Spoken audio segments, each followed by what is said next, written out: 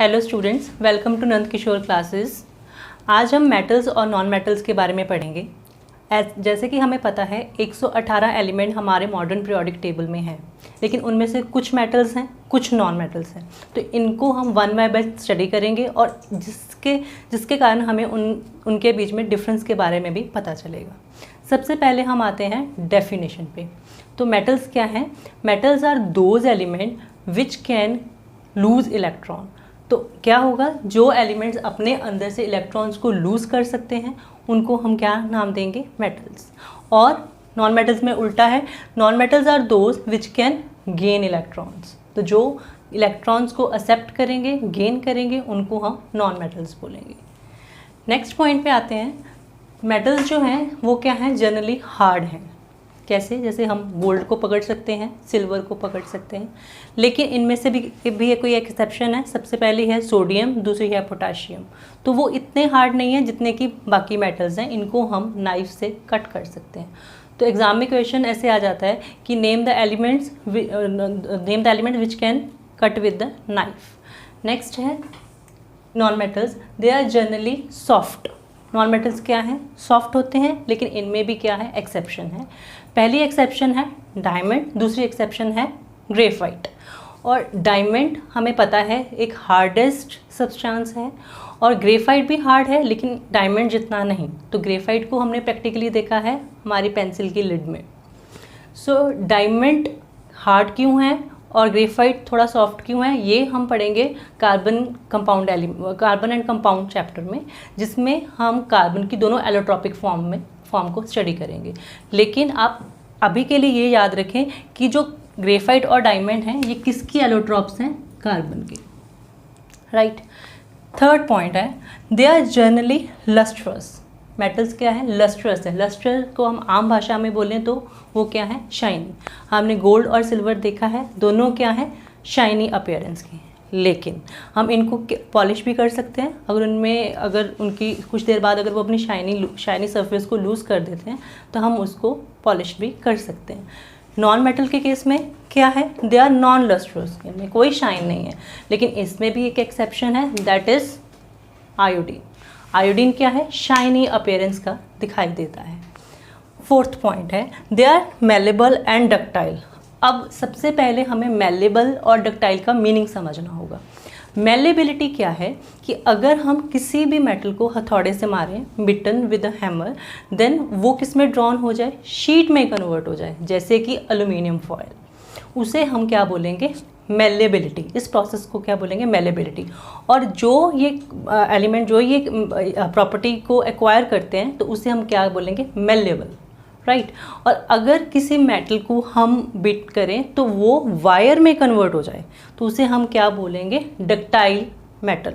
तो एग्जांपल्स हमारे पास क्या हैं मेलेबिलिटी की? क्या है हमारे पास? सबसे पहले एल्यूमिनियम फॉयल, जो हम प्रैक्टिकली भी देखते हैं, एल्यूमिनियम है। और डक्टिलिटी की क्या है हमारे पास? सिल्वर और कॉपर। लेकिन हम सिल्वर की वायर्स इतनी नहीं बनाते, दैट इज़ एक्सपेंसिव, लेकिन कॉपर की वायर तो हम लोग प्रैक्टिकली भी देखते हैं। Next point is they are neither malleable nor ductile. Non metal क्या है? सॉफ्ट है, तो ना तो हम उसको शीट में कन्वर्ट कर सकते हैं, ना ही हम उसको वायर में कन्वर्ट कर सकते हैं। तो इनमें दोनों प्रॉपर्टीज़ नहीं है। Let's move to fifth point. In metals, we know there are good conductors of heat and electricity. Means इनमें heat और electricity easily pass हो जाती है। जो हम घर में खाना बनाते हैं, जो यूटेंसिल्स हम यूज़ करते हैं, वो मेटल के बने होते हैं और हीट इनमें ट्रांसफ़र हो सकती है, इसीलिए इनमें खाना पक सकता है। सो ये क्या है? गुड कंडक्टर ऑफ हीट है। बट इलेक्ट्रिसिटी के केस में क्या है कि वी नो कि हम कॉपर की वायर्स देखते हैं, सिल्वर की भी वायर्स होती है, लेकिन वो एक्सपेंसिव होने के कारण हमें ज़्यादा अवेलेबल नहीं है। लेकिन हम कॉपर की वायर देखते हैं, उनमें क्या है? इलेक्ट्रिसिटी जो है इजीली पास ऑन हो सकती है। लेकिन इसका बेसिक रीज़न ये है कि इनमें फ्री इलेक्ट्रॉन्स होते हैं जो कि इलेक्ट्रिसिटी को एक जगह से दूसरी जगह पहुंचा सकते हैं। तो इलेक्ट्रिसिटी पास हो सकती है, तो इसलिए इनको मेटल्स को हम वायर्स बनाने के लिए यूज़ करते हैं। लेकिन हम अगर नॉन मेटल्स की बात करें तो ये क्या है? बैड कंडक्टर्स ऑफ हीट और इलेक्ट्रिसिटी। नेक्स्ट पॉइंट पे आते हैं, that is metals are solid except mercury. We know हम मेटल्स को टच कर सकते हैं लेकिन मरकरी को टच नहीं कर सकते, वो कि लिक्विड है एट रूम टेम्परेचर। बट अगर हम नॉन मेटल्स की बात करें तो वो कुछ मेटल्स सॉलिड हैं, कुछ लिक्विड हैं, कुछ गैसेस हैं जो कि एट रूम टेम्परेचर पे कुछ सॉलिड मिलेंगे, कुछ लिक्विड मिलेंगे, कुछ गैसियस स्टेट में मिलेंगे। नेक्स्ट पॉइंट है, जो मेटल्स हैं वो है सोनोरस। सोनोरस कैसे याद रखेंगे? S for sonorous, S for sound. तो सोनोरस मेटल्स वो होते हैं जिनको अगर हम बीट करें तो उनमें से कोई साउंड प्रोड्यूस हो, ठीक है। जैसे हम मंदिर में जाते हैं तो वहाँ पे घंटी बजाते हैं, तो वो जो घंटी है वो किसकी बनी है? मेटल की, तो वो आवाज़ प्रोड्यूस कर सकते हैं, तो हम इससे क्या बोलेंगे? सोनोरस। और नॉन मेटल्स की बात करें तो दे आर नॉन सोनोरस, कोई आवाज़ नहीं निकाल सकते। नेक्स्ट पॉइंट पे आते हैं, जो मेटल्स हैं वो बेसिकली किस कलर के होते हैं? ग्रे या सिल्वर कलर के। लेकिन फिर भी एक्सेप्शन आ जाएगी। पहली एक्सेप्शन कौन सी है? कॉपर, जो हम यूजुअली देखते हैं, और गोल्ड भी क्या है? येलो कलर का है। तो ये दोनों क्या है? एक्सेप्शंस हैं। बाकी तकरीबन मेटल्स जो हैं वो या तो सिल्वर कलर के हैं या फिर थोड़ा सा ग्रे कलर के हैं। लेकिन नॉन मेटल की बात करें तो उनमें हमने डिफरेंट कलर्स देखे हैं, डिफरेंट नॉन मेटल्स में।